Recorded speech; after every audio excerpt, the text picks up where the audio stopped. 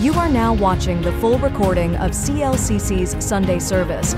May the Word of God strengthen your faith and His presence bring peace to your soul. Handa na ba tayong umawit at magpuri, sumayaw para sa ating Lord? Amen! Hindi naman ang malakas na hallelujah! Sabi po dito sa Psalms 30 verse 11, sabi po dito, you have turned my mourning into joyful dancing. You have taken away my clothes of mourning and clothed me with joy, that I might sing praises to you and not be silent. Amen! Hindi tayo mananahimik. Amen! Sabi dyan, oh Lord my God, I will give you thanks forever. Sa oras na ito po ang oras upang pasalamatan ang ating Panginoon sa bawat araw ng ating buhay. Hindi tayo mananahimik. Amen! Sabi mo, hindi ka mananahimik. Tayo ay aawit. Amen! 1, 2, 3. Hallelujah! Come on, clap your hands to our God.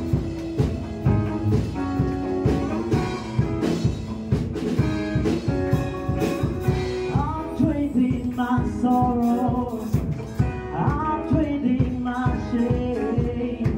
Oh, I'm laying them down for the joy of the Lord. Come on, church. I'm trading my sickness, I'm trading my pain. Oh, I'm laying them down for the joy of the Lord. I'm trading my sorrows, oh, I'm trading my shame. Oh, I'm laying them down for the joy of the Lord. Oh, I'm trading my sickness, I'm trading my pain, I'm trading my pain. Oh, I'm laying them down for the joy of the Lord. Come on, let's sing the Lord. Let's sing, yes, Lord. Yes, yes, Lord. Yes, Lord, yes, Lord, yes, yes, Lord. Yes, Lord, yes, Lord, yes, yes, Lord. Amen. Pwede ba kayo sabihin natin? Let's sing, yes, Lord, yes, Lord. Yes, we sing, yes, Lord, yes, Lord, yes, yes, Lord. Yes, Lord, yes, Lord, yes, yes, Lord. Amen. Come on, let's sing, I'm trading my sorrow. Oh, I'm trading my sorrow. I'm trading my shame. I'm trading my shame. I'm laying them down for the joy of the Lord.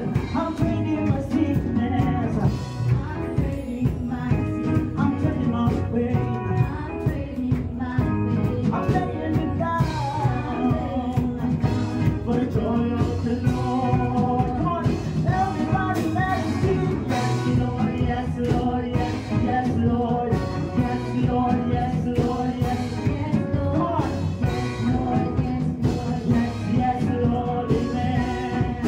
Everybody, let's sing. We sing, yes, Lord, yes, Lord. We sing, yes, Lord, yes, Lord. Yes, Lord, yes, Lord, yes, yes, Lord, amen. I have joy on the inside, just like body within. I am praising on the beat. The joy of the Lord is my strength. I have joy on the inside. Come on, church. Just like body within. I am praising on the beat. The joy of the Lord is my strength. Amen. Let us declare. I have joy on the inside. Come on. This is by and within. I keep praising on the beat. The joy of the Lord is my strength. Oh, I get joy on the inside.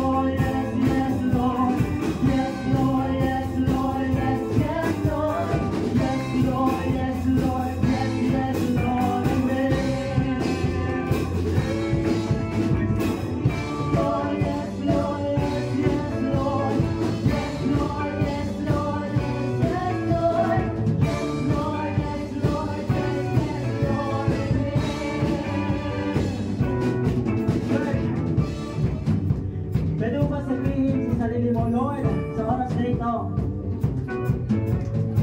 I sing, yes, Lord, I'm trading my sorrow, Lord, I'm trading my shame, Lord, kung meron man akong sakit, Lord God, patuloy po kitang papupulihan. Kung meron po akong nararamdaman bigat sa aking puso, patuloy pa rin po kitang sasabahin. Amen.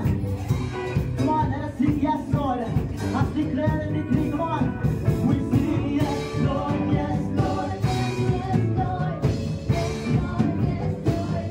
Yes, Lord. Yes, Lord, yes, Lord, yes, Lord, amen. Oh, we sing yes, Lord. We sing yes, Lord, yes, Lord, yes, yes, Lord.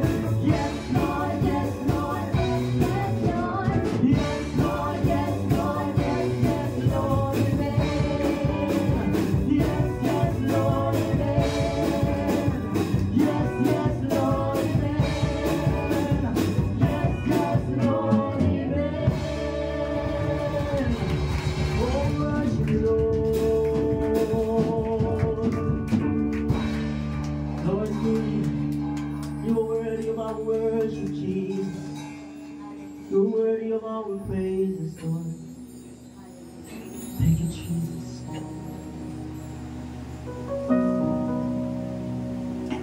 Worship you, Jesus. Yes, Lord.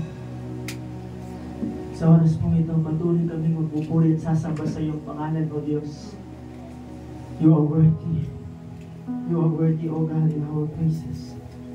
You are worthy in our worship, Lord. Tuloy na ikaw, Panginoon, ang aming kaligtasan. Walang hihigit sa iyo, O Diyos. Sa oras na ito, mga kapatid, bahari ka bang patuloy na magbanggit ng pasasalamat sa Panginoon sa oras na ito? Come on, church. Let us give thanks to the Lord for all the things that He has done in our lives. He is our comforter, our deliverer, our mighty Savior, our God, our healer. Thank you, Jesus. Oh, Jesus.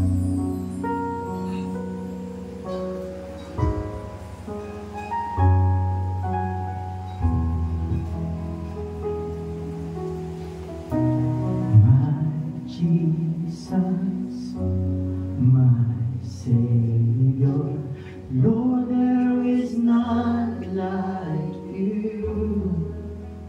All of my days, I want to praise the wonders of your mighty love. My comfort, my shelter, tower of refuge and strength. Let every breath, all that I am, never cease to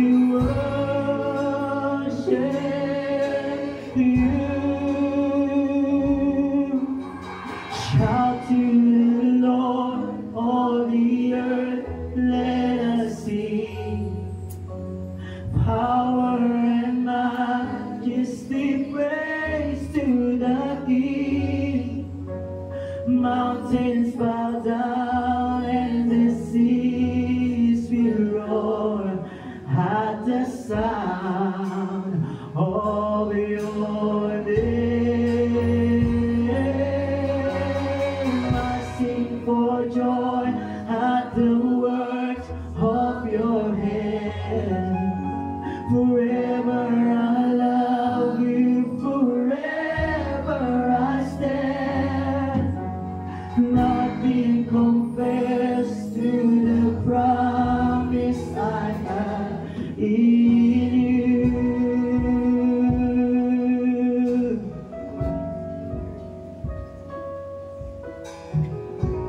My Jesus, my Savior, Lord, there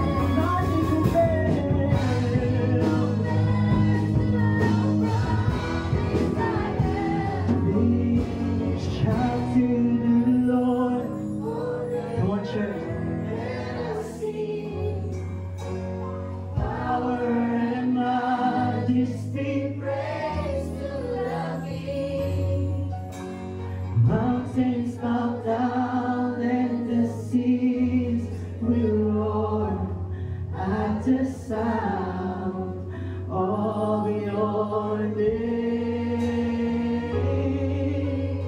I sing for joy.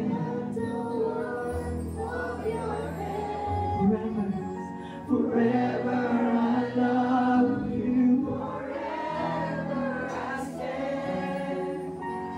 Nothing compares to the promise I have.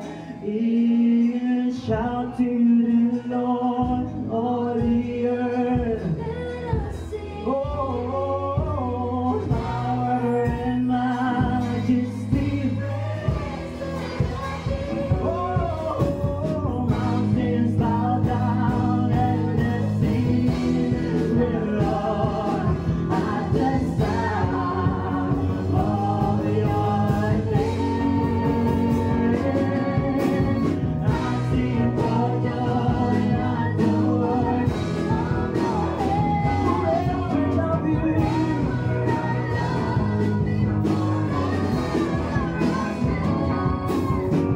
Nothing compares to the promise I have in you.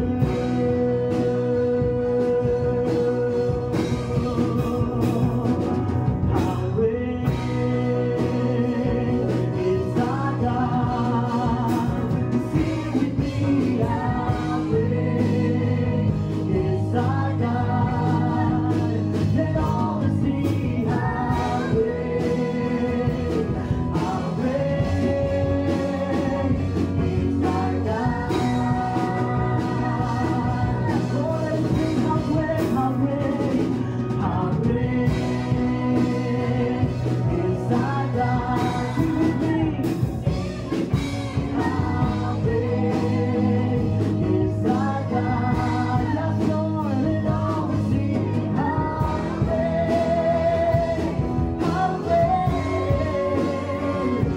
is our God. How great, yes, Lord, sing with me. How great, yes, Lord, let all see how great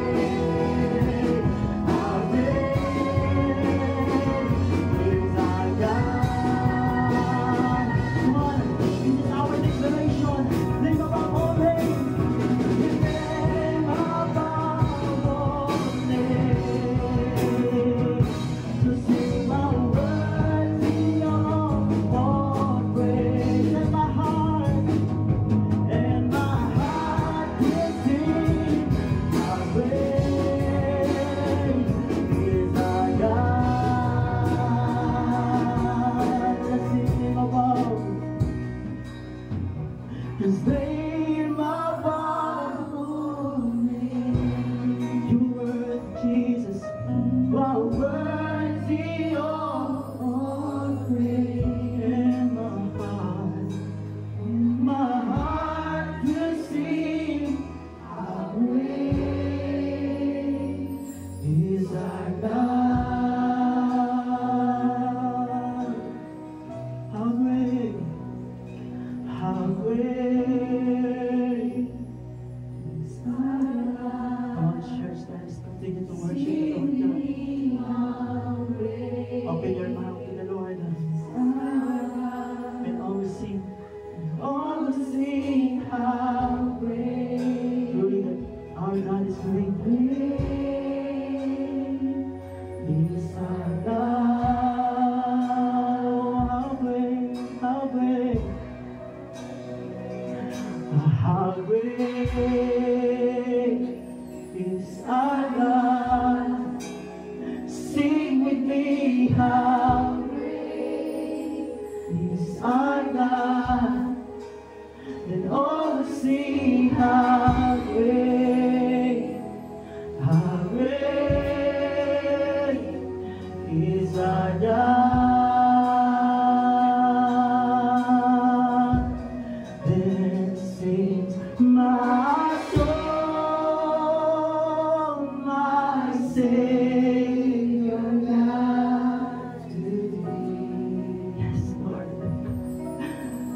How great thou, yes, Jesus. How great thou art.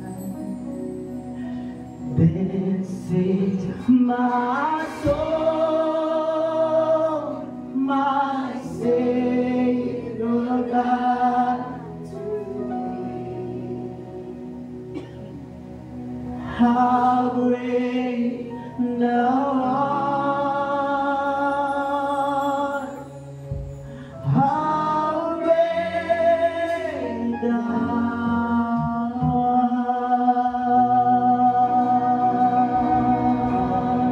Oh, you are great, oh Lord. Come on, continue to worship the Lord in His place right now. Sing a new song to the Lord.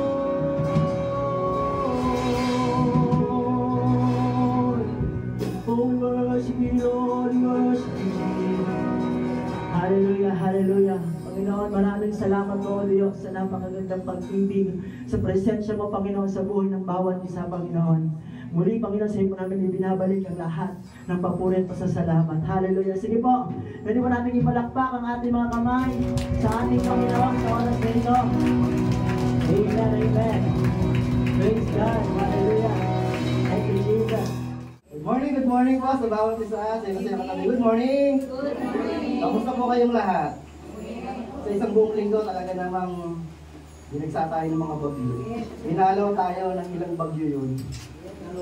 Dalawa? Grabe na. Tapos may mga habagat pa. Tatlo, no? Pero nanatili pa rin matibay. Ano?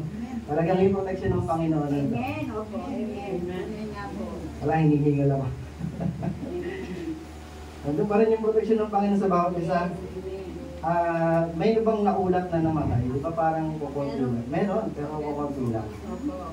Talagang dito, pagdating ng mga bagyo, dito maglalabasan din yung mga pananampalataya ng mga tao. Kasi yung ilang mga talagang lugar, binaha Maynila, Laguna, Cavite, Pampanga. Oo, nag-iisip at calamity pa yung iba. Talaga naman dito, maglalabanan ng pananampalataya. Kanya-kanyang tawag yan. Kanya-kanyang tawag sa kanya ng Diyos. Anong pa, mapa Kristiyano, mapa Muslim, basta may Diyos sila. Tatawag sila sa Panginoon. Yan, ngayon pong umaga, ay ready po sana tayo sa pag-aaral natin ng salita ng Diyos. Bagamat walang connection sa bagyo, sana po maka-relate din tayo, yung mensahe ng Panginoon.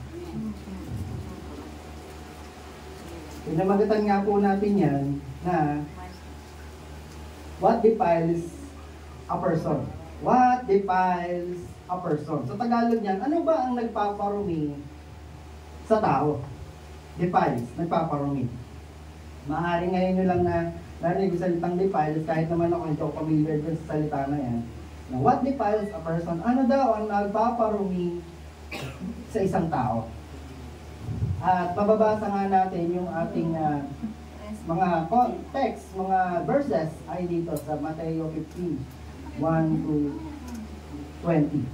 So medyo mahaba yan, kaya po sana po makapag-tiis po kayo, huwag po kayong aantokin, huwag po kayong matutulog. Kapag nakita niyo po ang katabad niyo natutulog na, alam niyo na po ang gagawin. Pitik bulag. Yan po, medyo mahaba nga lang po. So what defiles a person? Hingi po muna tayo ng guidance sa Panginoon. Heavenly Father, thank you, God.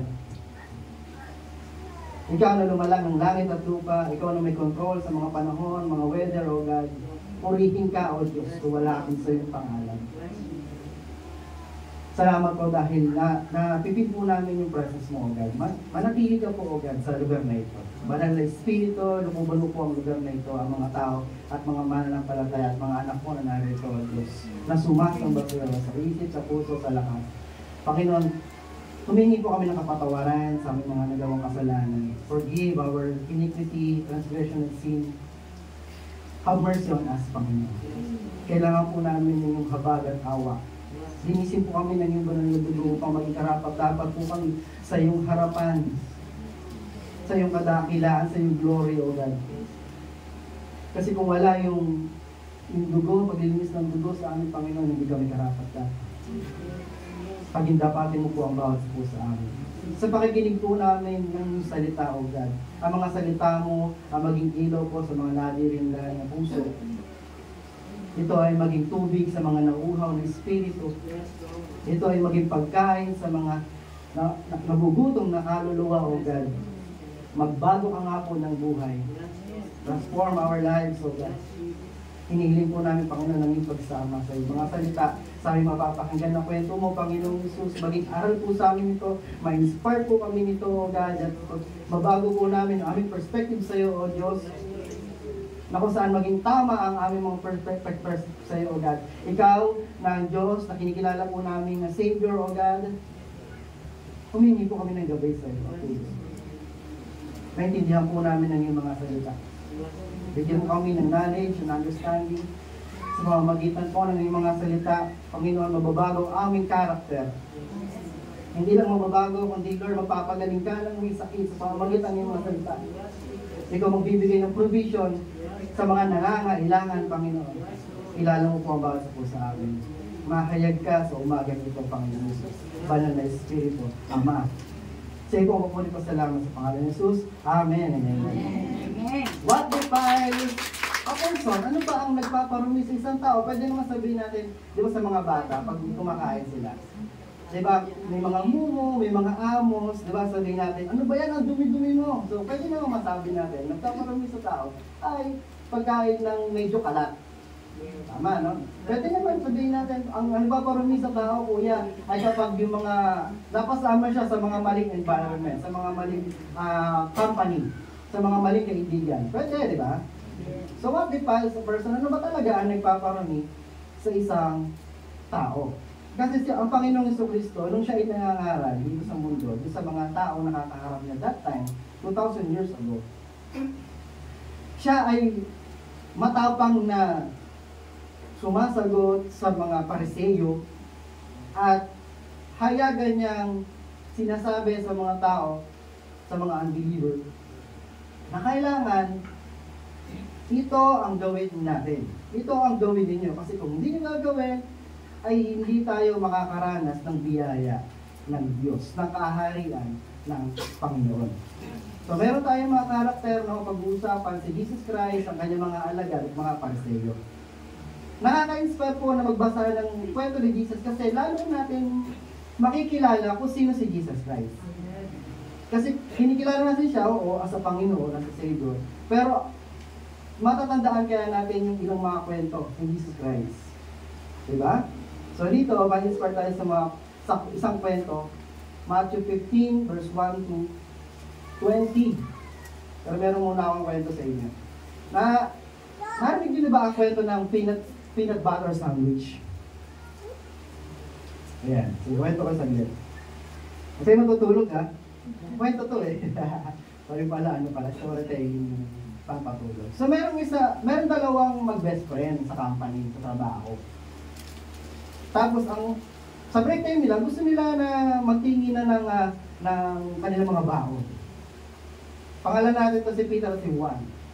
Sabi ni Juan kay Peter, Peter, ano ang baon mo ngayon? Patingin niya. Sabi ni Peter,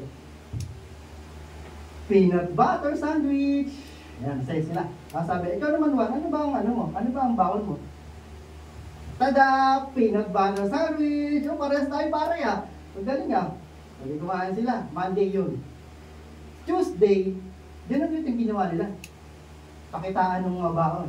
Sabi ni Juan kay Pedro, Pedro, ano ngayon ang baon mo? Sabi niya, tada! Ham and cheese! Sabi, pare, ang galing ah. Sarap yan ah. Sabi naman ni Pedro kay Juan, Juan, ano ba ang baon mo ngayon? Tada! Peanut butter sandwich! Yan, saya pa. Tapos sabi ni Wednesday, sabi ni Juan kay Pedro, Pedro, ano ba baon mo ngayon? Sabi naman niya, tada! Tuna sandwich! Pasarap ng pasarap pa. Baka magutom kayo ah. Sabi naman ni Pedro kay Juan, Juan, ikaw naman, ano ang yung baon? Tada! Peanut butter sandwich! Ulit-ulit. Pero masaya pa siya. Thursday. Okay, Pedro, ano ba ang baon mo ngayon? Tada! Bacon and egg! Wow, sarap naman yun, pare. Sabi naman ni Pedro kay Juan, ano ngayon ang baon mo? Tada! Peanut butter sandwich! Nalibis pa yan na. Ano na? Friday, last day na. Pedro, ano ngayon ang baon mo? Sabi ni Pedro, tada! Hamburger! Wow, sarap. Talaga upgraded si Pedro. Hindi mayaman si Pedro. Sabi naman ni Pedro, kay Juan, Juan, ikaw ang baon mo? Tada! Peanut butter sandwich! Grabe, ang hirap ng buhay pare, lagi na lang ganito. Sabi ni Pedro kay Juan, so mag-alala, pare, nakasenso ka din. Hindi laging ganyan. Sabihin mo sa misis mo, ibahin naman ang palaman, wag lagi peanut butter. Sabi ngayon ni Juan, anak ko pare, wag mo idadamay dito ang misis ko, ha? Ano ibig sabihin? Siya ang naglagay ng palaman. Walang kinalaman ang kanyang misis doon. Ano ibig sabihin? Minsan, sa buhay, tayo naman ang pumipili ng sitwasyon na kalalagyan natin. Pero minsan, reklamo tayo ng reklamo, samantalang tayo naman ang pumili doon sa sitwasyon na kilalagyan natin. So, ibig sabihin, dapat magkaroon tayo ng take responsibility doon sa sitwasyon, sa consequence na pwede natin maranasan. Kung yan ba ay hirap, o kung ba yan ay saya. Sabi mo siya tayo, huwag kang magreklamo. Kung nasaan ka ngayon, nasa trabaho ka ba, anong school ka ba, anong ginagawa mo, anong magulang meron ka, anong anak meron ka, huwag kang magreklamo. Ikaw din ang naglagay sa sarili mo dyan. Amen? Gusto niyo ba yung kwento? Yes. Punta tayo sa kwento ng Jesus. Ayan. Matthew 15, umpisahan natin. Pagkatapos, lumapit kay Jesus ang ilang Pariseo at mga tagapagturo ng kautusan na galing sa Jerusalem. At siya'y tinanong nila, bakit nilalabag ng mga alagad mo ang katuroang minana natin sa ating mga ninuno? Kumakain sila nang hindi muna naghuhugas ng kamay ayon sa tamang paraan. Kasi nadatnan nito ng mga Pariseo, yung mga alagad ni Jesus na kumakain na di naghugas ng kamay. Kaya itong mga Pariseo, tinawag yung leader nila, si Jesus Christ. Sabi, Jesus, ano ba naman yung mga alagad mo? Kumakain ng mga pagkain, tapos hindi naghuhugas ng kamay. Ang tanong is, masama bang hindi maghugas ng kamay? Sino dito ang kumakain, bago kumain ay naghuhugas ng kamay? Tayo. Diba? Pero yung mga alagad, nakita natin, hindi naghuhugas ng kamay. Umangal tuloy yung mga Pariseo. Sabi nga natin sa mga bata, kapag maghuhugas ng kamay, ano ang aawitin? Wash your hands. ABCD. Diba? Para lang matagal ang paghuhugas ng kanilang kamay, para hindi, sa pagkain nila, hindi sila magkaroon ng sakit sa tiyan o diarrhea. Yun iniiwasan natin. Tama po ba? Kaya sabi ng mga Pariseo, bakit nilalabag ng mga alagad mo ang katuroang minana natin sa ating mga ninuno? Naghuhugas sila ng kamay. Noon kasi, sa pakikipag-usap ng mga Pariseo kay Jesus Christ, ang tinutukoy ng mga Pariseo ay hindi yung para sa hygiene. Hindi yung tinutukoy nila. Si Jesus Christ, na-detect niya na mga Pariseo, ang tinutukoy nila ay yung ceremonial na paghugas ng kamay. Pumunta sila doon, kung alam niyo yung wall ng Jerusalem, sa labas no, merong fountain. Doon naghuhugas sila ng kamay, lahat yung mga Pariseo bago kumain sa feast. Maghuhugas ng kamay yun hanggang dito sa braso. Diba naghuhugas lang tayo normally dito, sa kamay, pero sa kanila hanggang dito. Ngayon, itong tinatanong ng mga Pariseo, sabi, nilalabag ng mga alagad. Bakit nilalabag ng mga alagad? Yung katuroang minana pa sa mga ninuno. Nakita lang naman na nakain ng hindi nagugis ng kamay. Tiyan ba nila ang masisira? Hindi. So nangingialam ang mga Pariseo sa ginagawa ng mga alagad. Kaya sabi ni Jesus Christ, verse 3, sinabi sila ni Jesus, bakit naman ninyo nilalabag ang utos ng Diyos dahil sa inyong mga tradisyon? So ibig sabihin si Jesus Christ, naging matalino siya talaga sa pakikipag-usap sa mga Pariseo. Hindi siya kumakagat sa mga tanong ng mga Pariseo. Binabalik lang niya kung ano ang nakikita niya sa mga Pariseo. Kaya bakit kayo? Nilalabag niyo naman ang mga kautusan sa pamamagitan ng tradisyon na. Ano yung mga tradisyon? Man-made rules. Hindi yung gawa ng Panginoon. Sila, mga tao ang gumawa. Tayo bang mga Pinoy, ano ba meron tayo ng mga tradisyon? Mga kinasanayan natin. Marami. Pati nga mga pamahiin, tayo na rin ang gumawa eh. Ano alam niyo pamahiin? Pag may dumaan pusang itim, sino natakot pa sa pusang itim? Pag may dumaan sa kalsada, tapos dadaan ka, sabi nila, kailangan bumalik ka na lang. Tama, no? Huwag ka na dumaretso kasi pusang itim yun. So warning yun, parang ganyan. Tapos naman, kapag ayaw mo na mangyari, anong gagawin mo? Kakatok, knock on wood. Gumagawa tayo ng mga ano tawag doon, yung mga kasanayan, generation to generation, magiging pamahiin na. Basta gusto mo daw mawala yung mga bagyo, kuha ka daw ng walis, tingting, gawa-gawa mo. So yun yung mga yun yung mga kasanayan ng mga Pilipino. Marami pa eh. Kasi di naman ako gumagawa doon. Gumawa ba kayo minsan sa bahay niyo? Tapos pagka bago daw kayo matulog, lalagay daw kayo ng asin sa paligid ng bahay. Lalo kapag may mga buntis sa loob ng bahay. Yun. Baka daw may dumalaw na aswang. O sabi ni Jesus Christ, bakit naman ninyo nilalabag ang utos ng Diyos dahil sa inyong mga tradisyon? Grabe yung conversation na to. Miniting ng Pariseo si Jesus Christ. Ang dami nila. Tapos, isa lang si Jesus Christ. Baka nga hindi lang yun yung sinasabi nila eh. Bakit nilalabag ano ba yan? Kadiri naman kayo. Yak naman yung mga, yaki naman yung mga alagad nyo. Kumakain yung dinudulos ng kamay. Pwede makarin si Jesus Christ ng iba pang mga salita. Kasi resolve lang siya eh. Tapos sabi niya nga, sabi sa grupo, bakit naman kayo? Nilalabag niyo yung kautosan. Yung mga utos ng Diyos dahil sa inyong mga tradisyon. O ano kaya sasabihin ng mga Pariseo? Tama yung mga yan. Kasi binuksan mo pa ni Jesus Christ, sabi niya, di ba sabi ng Diyos, igalang mo ang iyong ama at ina, sino mong lumait.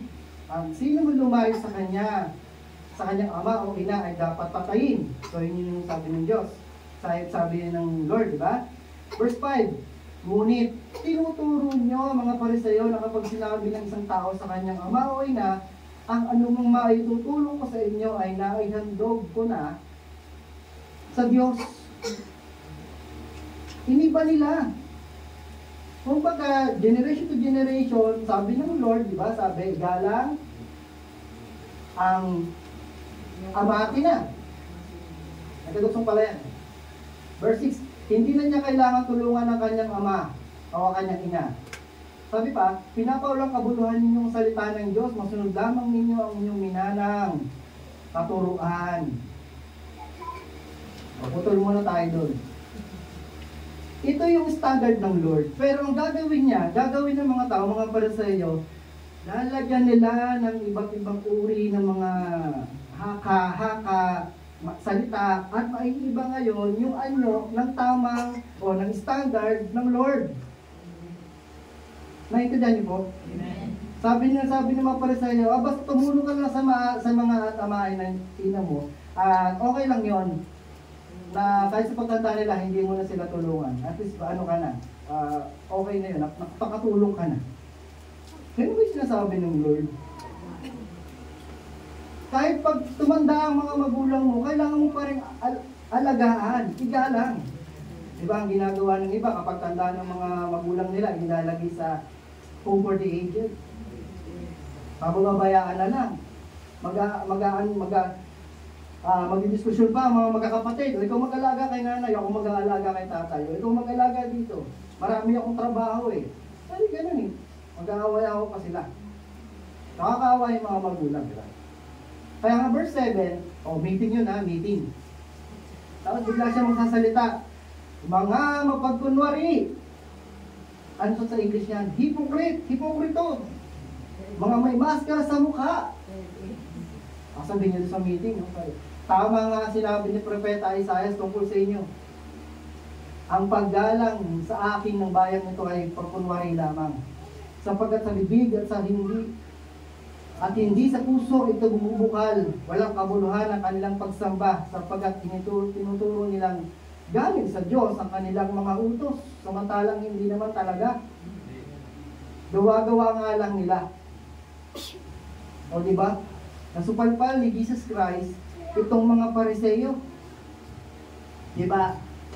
Sa pag-ibig na natin si Jesus Christ, pag inimagine natin si Jesus Christ, mahinahon, mabait, hindi pwedeng sumigaw, hindi nagagalit, umiintindi, umuunawa. Baka ibang Jesus Christ yun ah. Yeah? Pero pagdating dito, ibang Jesus Christ ang pinakita. Biglang magsasalita ng ganyan. Kayo mga hypocrite, napagpunwari.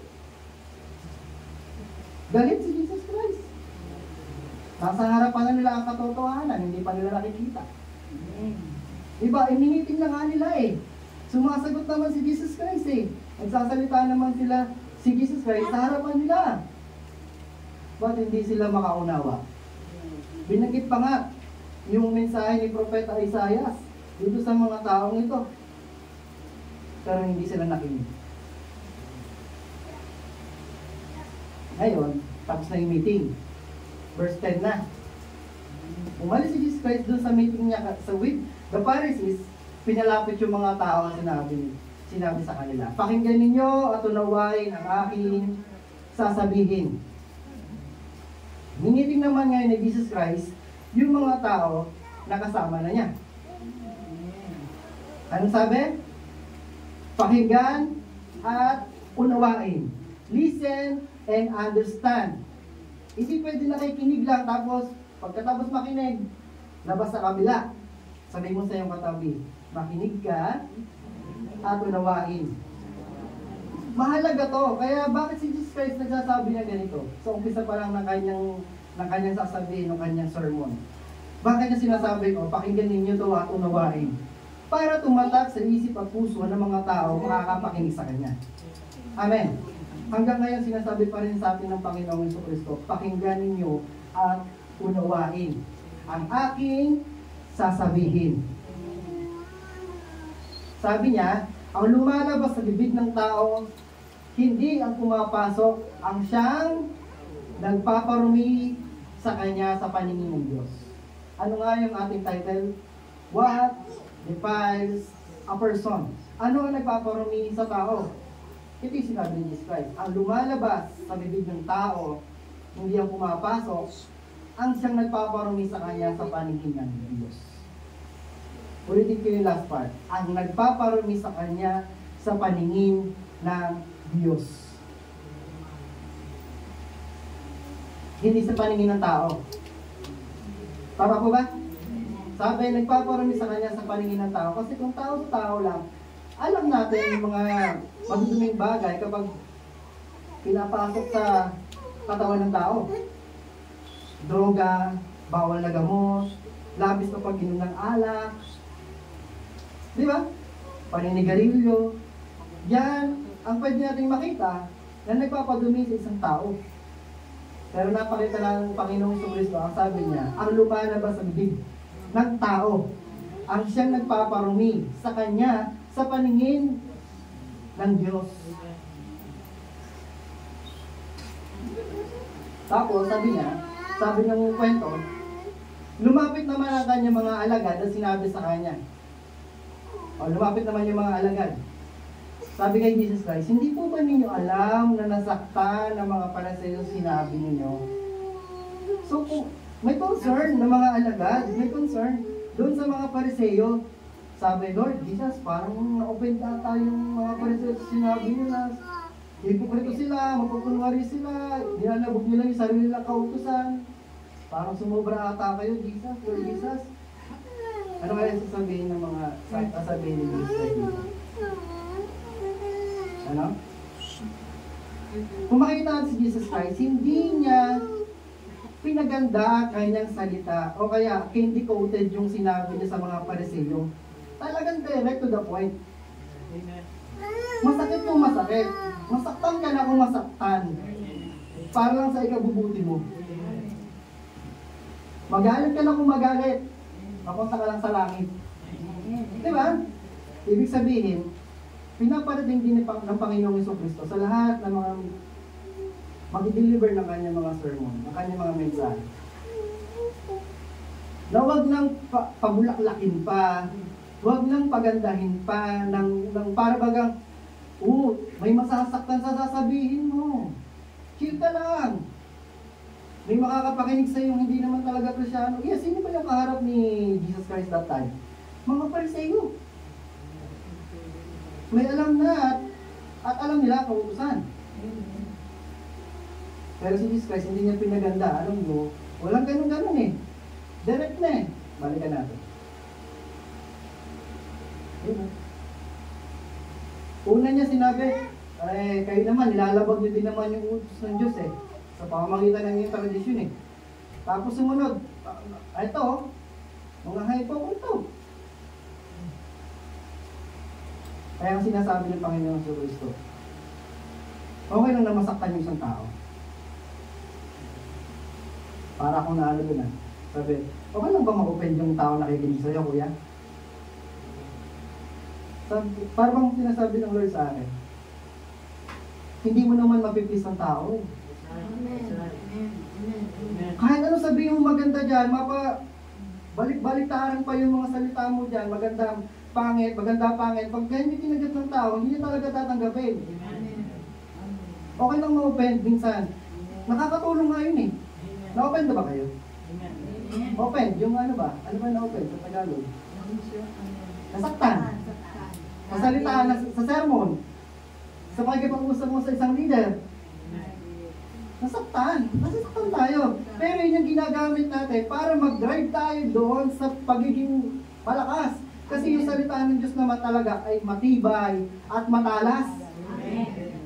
Masasaktan ka talaga sa salita ng Diyos. Kaya okay lang ma-open dahil sa tao. Nasa sa kanya na yan kung makaka-recover siya o hindi. Totoo yun. Kasi ito mga Pariseo, nakasama nila doon sa isang malaking lugar. Sa Bahata yan, sa Burol ba yan. Yung mga Pariseo, may meeting doon.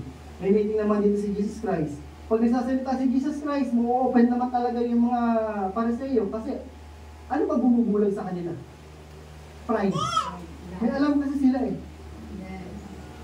Ang hirap na kakausapin mo nga ay leader na hindi marunong umunawa at magpatama. Ang hirap nun kasi binubulag sila ng kanilang karunungan, profesyon. Diba? Kaya ito sabi ng alagad kay Jesus Christ, hindi po ba ninyo alam? Parang nag-report nga eh. Alam niyo po ba, yung mga Pariseo nasa sa sinabi ni Lord Jesus Christ, mag-sorry kayo doon, pwede ba ganun? Bisa nangyayari yun. Nangyayari yun. Gusto pa mag-sorry yung,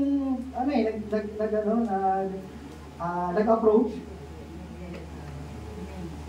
Ang concern na nga eh, pinayuhan na nga eh. Nagaling pa dun sa nagpayo. At gusto pa, mag-sorry pa yung nagpayo. Sorry ha, nasaktan ko sa sinabi ko. Gagawin ba ni Jesus Christ yun? Ang matapang siyang sumagot sa mga Pariseo. Kasi alam niya na nakakaintindi naman talaga ang mga Pariseo. Marunong silang umunawa ng salita ng Diyos at utos ng Diyos. Kaya utos din ng Diyos yung binanggit ni Jesus Christ. Nang sa ganon, parang pag-asa ng Panginoong Jesucristo na sila man din ay mabago. Kaya yung first point natin, blindness of the eyes. Sabi mo siya katabi, blindness of the eyes. Kabulagan ng mata. Yan ang isa sa sumisira at nagpaparumi sa isang tao. Hindi man tayo bulag, literally. Nakakakita tayo ng mga tao. Pero, nakikita natin, nasa harapan natin ang katotohanan, pero hindi pa rin natin matanggap. Sinasabi na sa iyo yung katotohanan, pero tanggi ka pa rin tanggi. Deny ka pa rin ang deny. So, balik tayo dun sa sermon. Halimbawa, si Jesus Christ, sabi na ganito, pwede sabihin niya sa mga alagad na nagsumbong eh. Sabi ng alagad, di ba? Lord, parang nasaktan yung mga Pariseo. Pwede mo sabihin ni Jesus, okay lang yun. Hindi naman talaga ang totoong salita. Di ba? Kami makikita natin kung anong sabihin ni Jesus Christ. Sa alagad. Kasi, ibang mga pastor, ibang mga leader, gagawa sila ng sermon, lalo sa mga mega church. Totoo lang ganito. Kasi, ang umatin sa kanila haluan. May mga bakla, may tomboy, may mga transgender. So, ibig sabihin, yung sermon nila, pwede nilang iwasan yung mga hindi makasasakit sa mga LGBTQ. Iiwasan nila yun. Para lang ma-please ang mga tao. Paglabas ng simbahan, ang ganda ng sermon ni Pastor, no? Ganda, ganda. Pero pag tinalaka yung about sa LGBTQ na sermon, yung ibig sabihin, sabi ng Panginoon, babae at lalaki lang ang nilikha ng Panginoon. That's all. Paglabas ng simbahan, grabe naman si Pastor, ang sakit magsalita. Ibig sabihin, ang katotohanan, tinuturo ng Diyos, nilikha kang ganyan, tanggapin mo. Kung lalaki ka, tanggapin mo. Kung babae ka, huwag mong balokturin ang pagkakalikha sa iyo ng Panginoon. E pag gano'n, wala na. Ising mo pa tayo? Pag gano'n sasabihin, ma'am, ising mo pa tayo? Bro, ano ba talaga? Ma'am o bro? Diba, alam niyo naman yun eh. Issue na yun eh. Ang hirap pala pag-uusap ng gano'n kahit naman kami, no, ako nagtatrabaho sa fast food chain, sa Jollibee, sa SM, naging dining ako eh, syempre, welcome po. Diba sabi, pagka lalaki, welcome po, sir. Pag babae, welcome po, ma'am.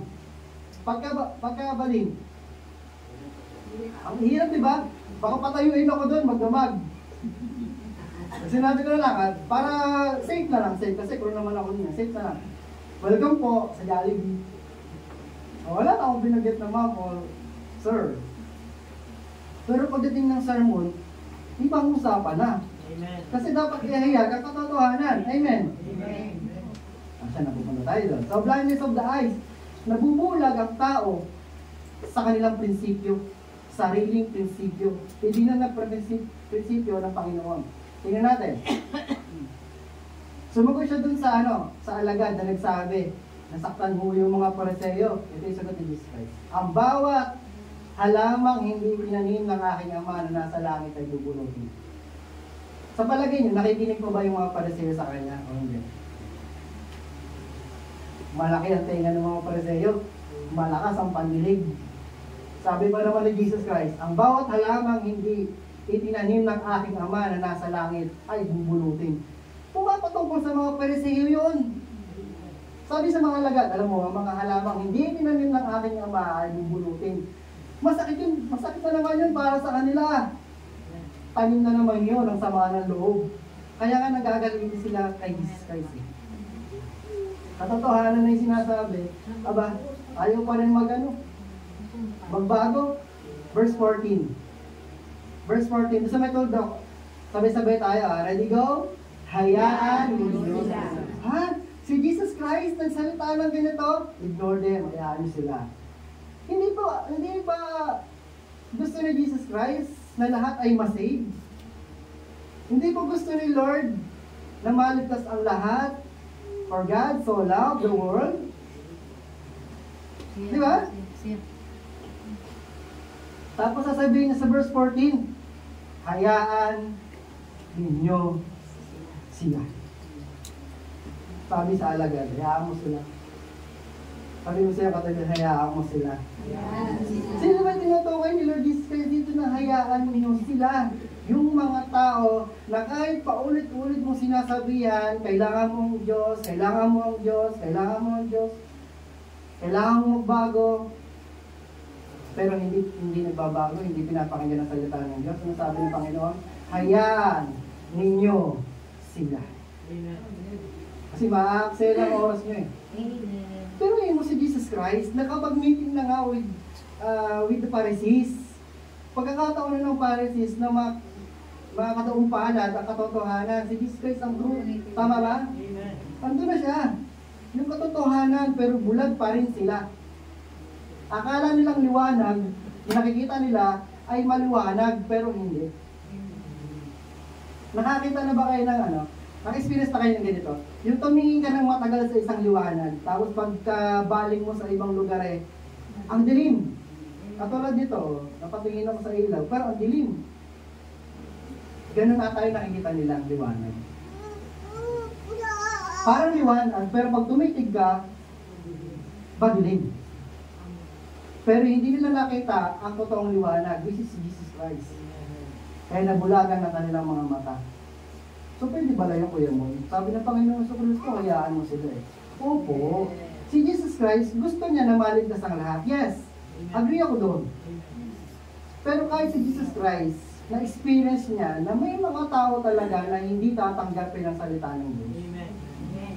Barado na ang kanilang mata. Sarado na. Sa kanilang mga sariling prinsipyo at sariling katotohanan. Hindi nila nakita na mayroong totoong salita ng Diyos na magpapabago ng kanilang buhay. Kaya sabi ng Panginoon, hayaan ninyo sila. Sila yung mga bulag na taga-akay. At kapag bulag ang umakay sa kapwa bulag, pareho silang mahuhulog sa hukay. Tama naman ang Panginoon sa Kristo. May madadamay din talaga. Kaya kaawa-awa din yung mga bulag na taga-akay, tapos yung mga akay nila, mabubulag din. At mahuhulog sila sa parehong hukay. Kaya, vision lang po na may mga nakalagay, may mga pastor, may mga propeta, sa YouTube din, may mapapakinggan ngayon ng mga sermon. Be sure po na nakaalay lahat ng mga sinasabi nila sa Biblia. Para hindi tayo maakay sa hukay, mahulog sa hukay. Kasi pwede yun pwede mangyari yun Makarinig kayo ng mga sermon na parang ang bulaklak-bulaklak ba ng sermon, yung hindi masakit, yung hindi tatago sa puso, hindi ako masasaktan. Pwede naman yun Kung hindi para sa'yo, hindi para sa'yo yung salita ng Diyos. Pero darating yung time, masasaktan ka talaga. Darating yung time na yan. Pagkapangailangan talaga ng espiritu mo. At pag dumating naman yung point na nasaktan ka, balik ka sa Panginoon. Huwag mong damdamin masyado yung salita ng Diyos na parang sakit mo naman, Lord. Aray ko. Lord, ang sakit naman ito. Tapos lalayo ka na. Huwag, balik ka sa Panginoon. Lord, alam ko yung sinabi mo, Panginoon, ako po itong kinakausap mo. Dapat laging ganun. Pag sa sermon, Sunday service, o kaya anumang services, pagka nangungusap ang Panginoon sa'yo, huwag mong iisipin ng ibang tao. Para to kay Juan Para to kay Pedro, sayang wala siya dito. Hindi, aampinin mo. Para to sa akin, Panginoon. Salamat, Lord, sa iyong mga salita. So sabi ng Panginoon, ang bawat halamang hindi itinanim ng aking Ama na nasa langit ay bubunutin. Kung natatandaan niyo yung parabola ng trigo, di ba ang trigo, humuusbong, pasabay ng mga damo. Sabi ng anghel, Sir, bubunutin na po ba natin to? Wag, baka madama yung trigo. Kaya humuusbong muna yung trigo, yung palay. Para makita ko talagang yun yung palay o damo. Kasi pagdating ng panahon, iihiwalay naman yan Amen? So, ibig sabihin, sa generation natin ngayon, kasabay talaga natin yung mga hindi itinanim ng Ama. Kapag nakatagpo kayo ng mga ganitong tao, ang sabi ng Panginoon, hayaan ninyo sila. Kasi alam naman ng Ama kung sino yung Kanya. Kasi pinapalapit tayo ng Ama sa Panginoong Jesucristo. Amen. Ayan. Sabi, no one can come to me unless the Father who sent me draws him, and I will raise him at the last day. Katotohanan na sinabi ng Panginoong Jesucristo. Sabi pa, the God of this age has blinded the minds of unbelievers so that they cannot see the light of the gospel that displays the glory of Christ, who is the image of God. 2 Corinthians 4:4. Kita niyo? Sino tinutukoy na God of this age? Satanas. Na bumubulag sa lahat ng mga kaisipan ng mga hindi mananampalataya. Titiyakin ng Satanas na hindi sila makakakilala at hindi papanig sa Diyos. Nang sa ganun meron siyang kasama. Bubulagin ang kanilang kaisipan para hindi makita yung liwanag na nagagaling sa gospel, sa salita ng Diyos, sa kadakilaan ni Kristo. Kaya pag nagbabasa tayo ng Bible, pag nagme-meditate ka ng salita ng Diyos, para ka na-enlighten ito eh.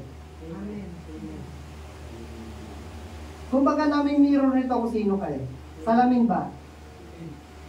Baga parang nakikita nito at nahalugad nito kung sino ka talaga. Ulitin natin, kilala tayo ng Diyos. Kapag tayo ay humarap sa Bible, binasa natin ang Bible, talagang tatamaan ka ng salita ng Diyos. Kasi ikaw ang kausap na niya. Amen? Kaibahan sa prayer, tayo naman ang kumakausap sa Kanya, right? Pagdating sa Bible, pag tayo ang kinuusap nito, gusto mula sa puso. Sa kaibuturan ng puso, kaluluwa, espiritu, joints, and marrow. Di ba? Kasi ang salita ng Diyos ay parang tabak na magkabilay, talim, matalas, buhay at mabisa. Kaya lumapit si Pedro, sinabi niya sa kanya ni Pedro, paliwanag nga po ninyo sa amin ang talinghagang ito. Ano yung talinghaga? Alin? Yung ang lumalabas sa bibig ng tao ang siya nagpaparumi sa paningin ng Diyos. Sabi ni Jesus Christ, pati ba naman kayo wala rin pangunawa? Sabi niya kay Peter tuloy, ako ikaw si Peter, no? Sasabihin sa'yo, ikaw pa naman din, hindi ka makaunawa, tagal na natin kasama. 2 years and a half, Peter. Araw tayo ng araw, memories tayo ng memories ng mga verse. Lesson tayo ng lesson, hindi ka pa nakakaunawa. Sabi mo siya katabi, umunawa ka. Sabi, pwede mo sabihin niya ano yun? Sabihin ni Peter, masama bang magtanong, Lord? Masama bang magtanong? Aray ko! Sabi ni Jesus Christ, sakit din naman talaga magsalita ito eh. Pati ba naman ikaw, hindi ka makaunawa? Kung gawin natin dito, wala na, ubus na tayo. Ubus na mga member. Ay, kasi masakit eh. Para ba papahiya pa tayo sa tao? Di ba napahiya dito si Pedro? Meet ito with the crowd. Ay, pati ba naman ikaw, Peter, hindi ka makaunawa? Para bang ginaya doon sa mga Pariseo eh. Naintindihan niyo ba? Na-imagine niyo ba? Next point, corruption of the heart. Corruptness of the heart. Kanina blindness of the eyes, ngayon corruptness of the heart. So pinaliwanag naman ni Jesus Christ, hindi naman siya madamot na magpaliwanag ng kanyang parable. Sabi niya, hindi ba niyo nalalaman na ang anumang pumapasok sa bibig ay tumutuloy sa tiyan pagkatapos ay idinudumi. Verse 18, ngunit ang lumalabas sa bibig ay nagagaling sa puso. Iyan ay nagpaparumi sa tao. So pinaliwanag niya ng magaang, ng mahusay, ng may talino. O nga naman, lahat ng pumapasok sa bibig ay dumadiretso sa tiyan. At kapag tinawag tayo ng kalikasan, pupunta sa CR at didudumi. Pero, yung lumalabas sa bibig ay nanggagaling sa puso. Anong ko muna sa inyo? Ano laman ng puso nyo? Tanungin mo katabi mo, ano laman ng puso mo? Sabi nila, kapag yung laman ng puso mo Madidistinguish at malalaman ng isang tao kapag ginulat mo. Hindi ko naman i-encourage na gulatin mo ngayon yung katabi mo na. Yan bigla, ay! Puto ko tinta! Ay! Ano laman ng puso niyo? Ito yung laman sinabi ng Panginoon. Sapagkat sa puso nanggagaling ang masamang kaisipan, pagpatay, pangangalo niya, pakikiapid, pagnanakaw, pagiging saksis para sa kasinungalingan at paninirang puri. Verse 20, iyan ang nagpaparami sa tao sa paningin ng Diyos. Hindi nagiging marumi ang isang tao kung siya man ay kumain ng hindi muna naguhugas ng kamay. Di ba yun yung issue kanina? Yung mga Pariseo? Ano ba yan? Naguhugas ng kamay, kumakain. Binalik na dun. Hindi naman yun talaga ang pinaka-punto ng Panginoong Jesucristo. Oo, nalaman niya yung concern ng mga Pariseo, pero ito yung concern ng Panginoong Jesucristo. Spiritual. Sabi niya, sapagkat sa puso nagagaling, mula sa puso ang ilalabas ng bibig, alin? Masamang kaisipan, pagpatay, pakikiapid, pagnanakaw, pagiging saksi para sa kasinungalingan. Yung pagiging saksi para sa kasinungalingan, ibig sabihin, sinungaling na rin yan. At paninirang puri. Iyan daw ang nagpaparami sa tao sa paningin ng Diyos. Guys, friends, brothers and sisters, ito mga nabanggit na ito, naaaral ba yan? Nung pinanganak ba tayo, nasa puso na natin yan? Mapapaisip din tayo, di ba? Habang lumalaki tayo, yung environment, yung mundo na kinagagalawan natin, yan ang umiiral. Na kapag tayo ay nag-entertain ng mga ganyang bagay sa puso natin, ilagay sa puso natin, tiyak, safe lang tayo sa Panginoon.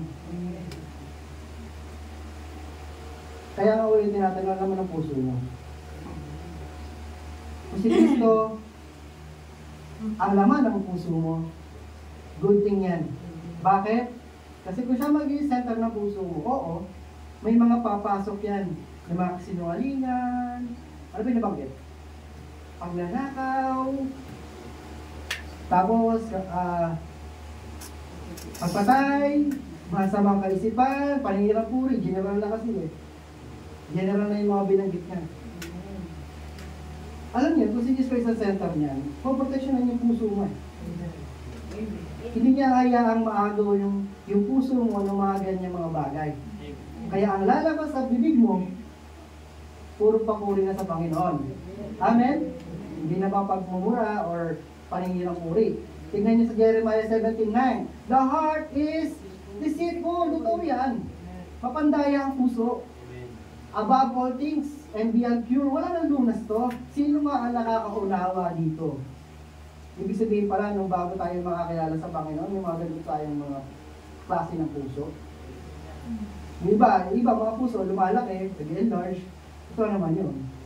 Nag-enlarge, tapos bigla na heartbreak, nasasaktan. Pero ano ba talaga alaman ng puso? Sabi pa, sabi ng Romans 3:10, there is no one righteous, not even one. There is no one who understands. There is no one who seeks God. All have turned away. They have together become worthless. There is no one who does good, not even one. Naniniwala ba kayo sa salita ng Diyos? So, ibig sabihin, walang mabuti, wala kahit isa. Dahil lang sa biyaya ng Diyos, kaya tayo nagkakaroon ng kagandahang asal. Sa puso nilalagay ng Panginoong Jesucristo, sa puso natin nilalagay niya yung mga aral niya, na sa ganon, na isa pamumuhay natin. Sabi ng Lord, igalang mo ang iyong mga tina. Kaya, pagdating mo sa bahay, gagalang mo ang iyong ama at ina. Sabi ng Panginoon, huwag kang mag-iisip, o huwag kang maninirang puri. Paglabas mo siya sa kalsada, hindi ka na mag-iisip ng masama laban sa inyong kapwa. Diba? Yung mga masamang kaisipan. Kasi wala naman talaga mabuti. Nanggaling din tayo lahat dito. nakadanas lang tayo ng kagandahang loob ng Diyos. Kaya nga yung sinishare natin sa iba eh. Dahil sa salita ng Diyos, dahil sa Panginoong Jesucristo, tayo ay nabago. Kaya, gusto rin natin mabago yung kasama natin sa bahay, yung mga friends natin. Amen po.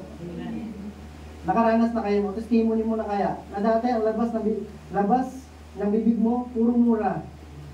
Mapagalit ka o mapamasaya, ay nagmumura.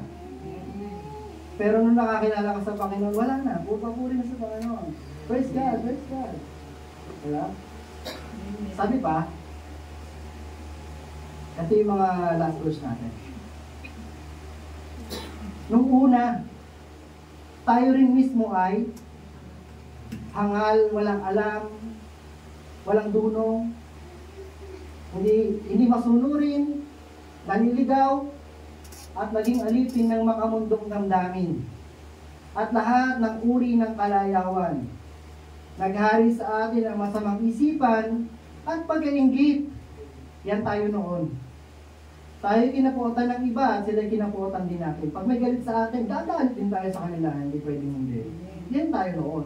Ngunit nang mahayag ang kabutihan at pag-ibig ng Diyos na ating tagapagligtas, iniligtas niya tayo hindi dahil sa ating mabuting gawa, kundi dahil sa kanyang habag sa atin. Tayo iniligtas niya sa pamamagitan ng Espiritu Santo na nagbugas sa atin upang tayo ipanganak na muli at magkaroon ng buhay, ng bagong buhay.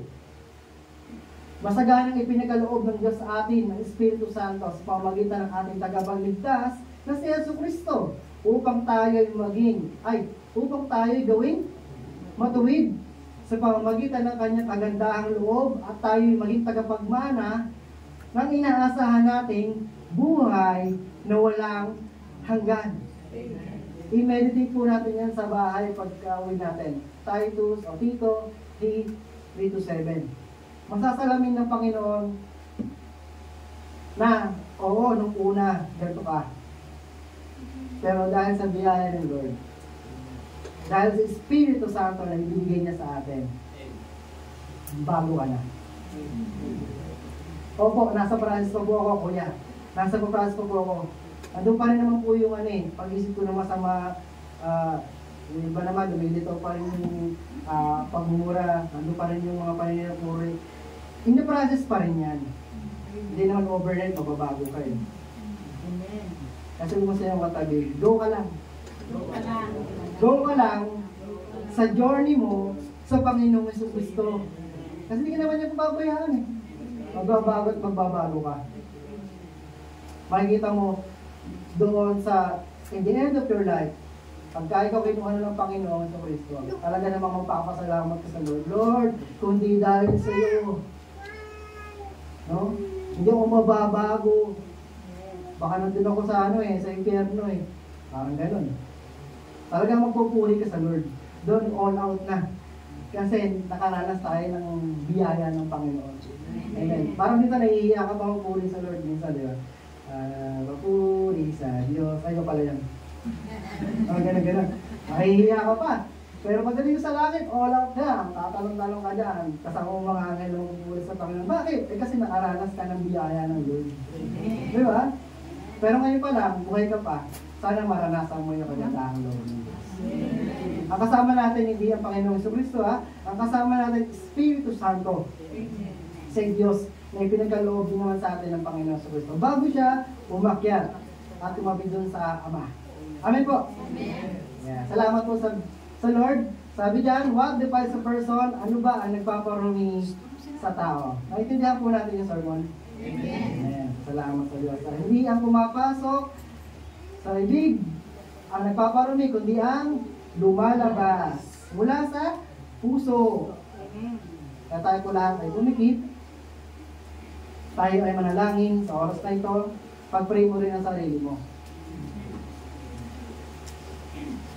Naintindihan natin ngayon yung kwento, yung pangyayari, kung saan si Jesus Christ ang kaharap niya, mga Pariseo, mga alagad, at mga taong sumusunod sa Kanya. Naintindihan natin kung ano ba talaga si Jesus Christ. Kung sino ba talaga siya. Kung ano ang karakter niya. Naintindihan natin kung ano ang kanyang mga sinabi sa mga alagad. Yes, Lord. Panginoong Jesucristo, tunay nga po na napakadakila ng iyong katalinuhan. Tunay nga, madakila ang iyong karunungan. Sa pakikipag-usap mo sa mga Pariseo, na kung saan sila ay nabubulag ng kanilang mga sariling prinsipyo at paniniwala. Panginoon, ganoon din, magkaroon din kami ng tapang. Makatagpo man kami ng mga ganitong tao, Lord, i-share namin din yung good news sa kanila. Yung katotohanan na dapat nilang marinig. Opo, Lord, pinaalala mo sa amin na kung ma-open man sila, masaktan man sila, sabi mo sa iyong salita, hayaan namin sila. Panginoon, ang hiling lang po namin, magkaroon kami ng tapang. Yes, Lord. Yes, Magkaroon kami ng courage. yes, Lord. Kasi naman ay makausap. Kung hindi sila magbago, Lord, pinapabaya po namin sa iyo. Kasi ikaw naman talaga yung Diyos na nagbabago, hindi kami. Yes, Lord. Wala kaming kakayanan, Panginoon, kung wala ka. Ang salita mo ang may kapangyarihan kaysa sa amin, Panginoon. Ang talino mo ang aming kailangan. Ang karunungan mo ang aming kailangan. Yes. Lord, ganun din naman kung makaharap kami ng mga tao na nangangailangan talaga ng salita ng Diyos. Lord, kumilos ka, Panginoon, sa buhay nila. Ngayon pala po, Panginoon, kilusin mo sila. Sa ganun makaharap mo sila ay matanggap nila ang katotohanan. Hindi sila mabulag ng mundong ito, hindi sila maapektuhan ng korupsyon, Yes, ng Lord. environment, ng mundong ito. At tinitiwala ko po sa iyo ang aking sarili. Sige, brother, sister, pag-pray mo sa sarili mo. Alam mong mahina ka. Pero dahil sa kalakasan na nagagaling sa Panginoong Kristo, ay nagiging matibay ka, nagiging malakas ka, nagiging matapang ka. Yes, Jesus, yes, Jesus. We need you, Lord.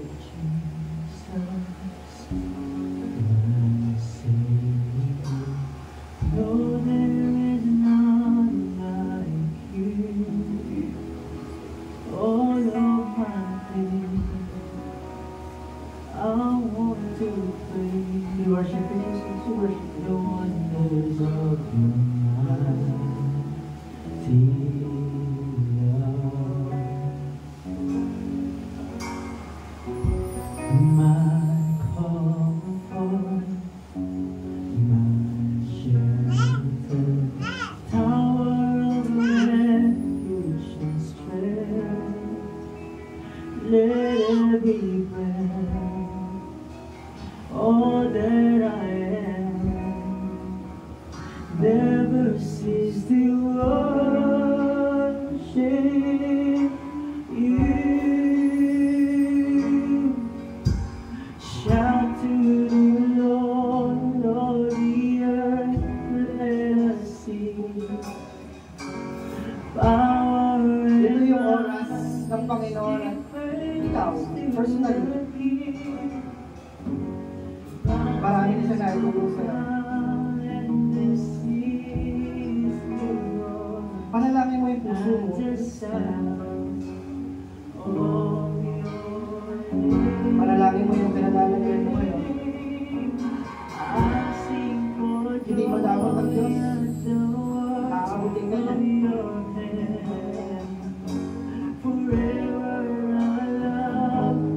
Lord, patawad po.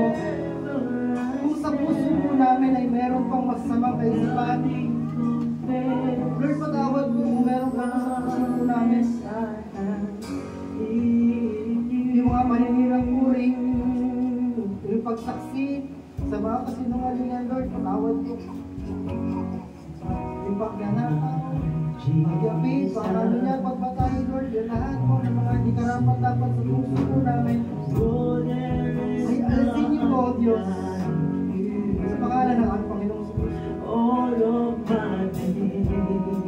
Ikaw po ang maging sentro ng puso po namin. Open our hearts, O God.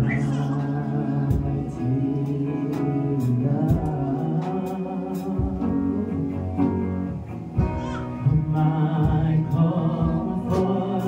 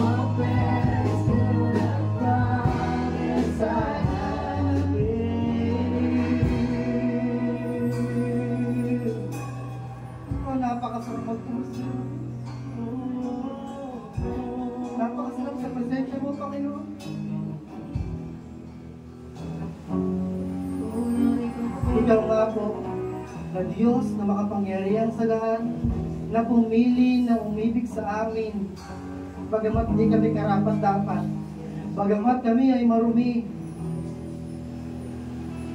nakatagpo kami ng Jesucristo. Siya nagbabago ng aming buhay, na naglilinis sa aming puso at kaisipan, na nag-aaral sa amin, nagbibigay sa amin ng mga salita na kung saan ito magta-transform ng aming buhay. Yung mga lalabas sa aming bibig, Panginoon, kontrolin mo po ito, Diyos. Turuan mo po kaming maging katulad mo, Panginoon Jesucristo. Hindi po namin kaya kung wala ka, O Diyos. Kaya po, panalangin po namin, i-guard mo po ang aming puso, i-guard mo po ang aming kaisipan.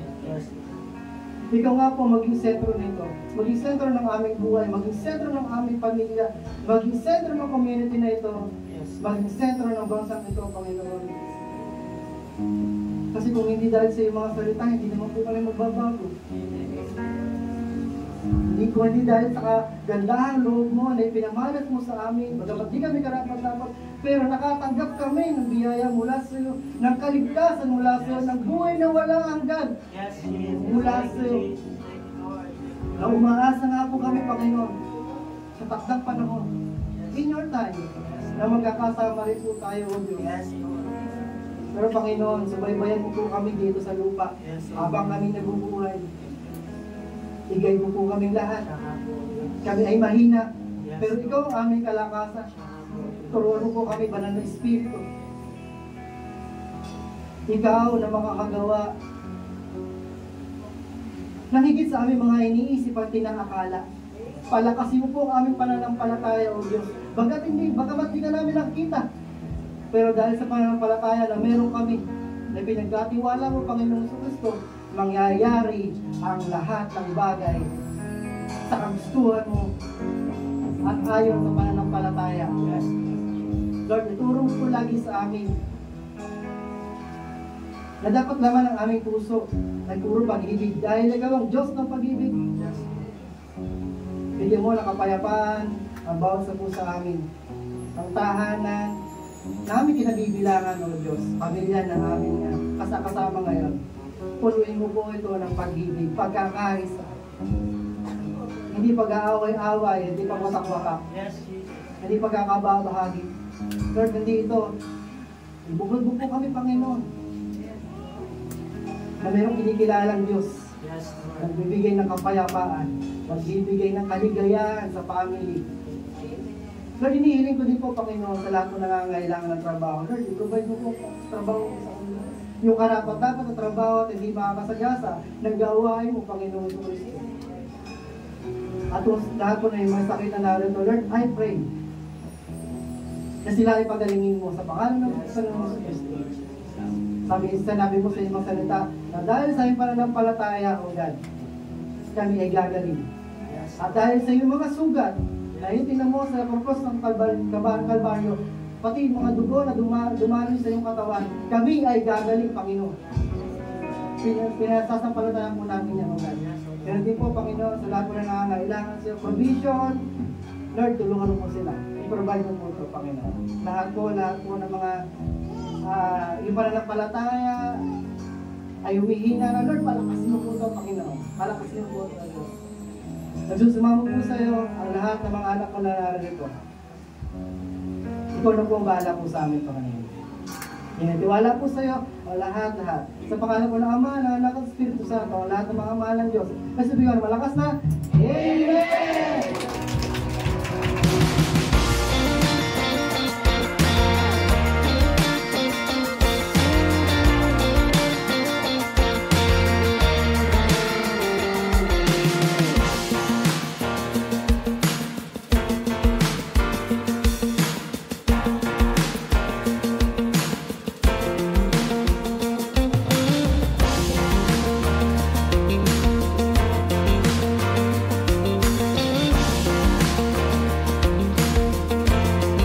Let's take a few moments to stay connected with what God is doing in and through our church family.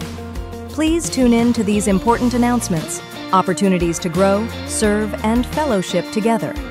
Join us for morning devotion every Monday to Saturday from 5 a.m. to 7 a.m.